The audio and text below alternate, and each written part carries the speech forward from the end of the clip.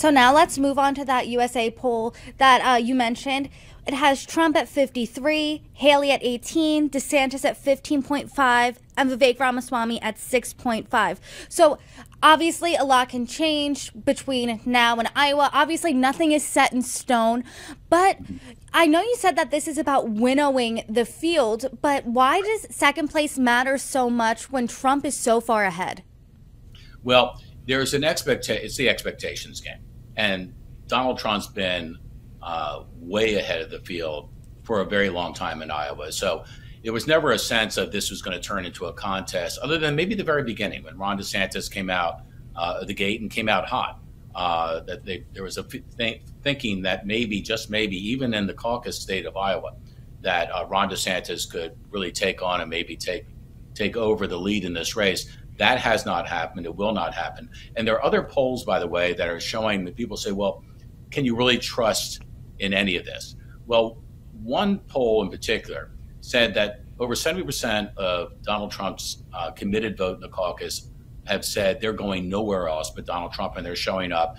And more worrisome for the rest, 70%, or actually 72% of first-time caucus goers, these tend to be new to the process, could be independents and others, they also are 100% behind the former president. So there is no room there, but I guarantee you on election night, caucus night, that if Nikki Haley beats Ron DeSantis by a fraction, that'll be as much the news of the night as Donald Trump perhaps winning by over 30 points, which by any political measure is a blowout.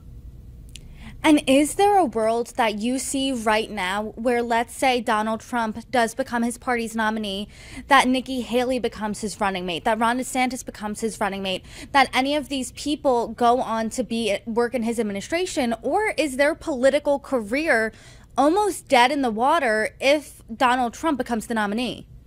Great question. Everyone's concerned about what is the fallout of the various scenarios. So let's say that Nikki Haley does very well in Iowa. She does very well in New Hampshire. I think if she does well in Iowa, she is going to give the former president everything he can handle in that New Hampshire primary, because, as you know, independents can come in and vote, Democrats can come in and vote. I think it could end up being a toss-up, regardless of what the former president tries to do to mitigate that. So, but in the expectations part of this, what does Nikki Haley do? If she feels she cannot go the whole way in terms of winning this presidential nomination, does she at some point make a calculated decision to try to position herself as number two on the ticket with Donald Trump, which frankly, privately, a lot of Republicans openly would love to see those two together. Would Donald Trump accept that? Don't know. What happens with Vivek Ramaswamy? Don't forget about Vivek, who I think is going to get blown out in Iowa. There's something they call the grass leak.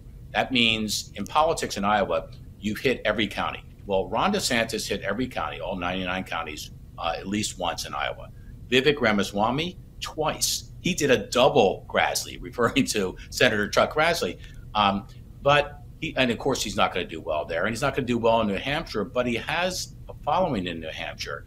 Does he maybe come out of Iowa and endorse the former president? He certainly won't go with Nikki and the others. He may go with Donald Trump.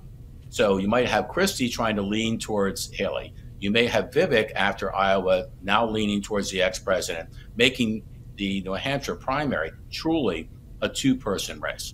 Because I think it's fair to say in conjecture that if Ron DeSantis does not measure up to expectations in Iowa, it's likely, I would say, that he's going to consider withdrawing before New Hampshire, where already he is trailing badly the three people, now two people with Christie leaving, that are in front of him.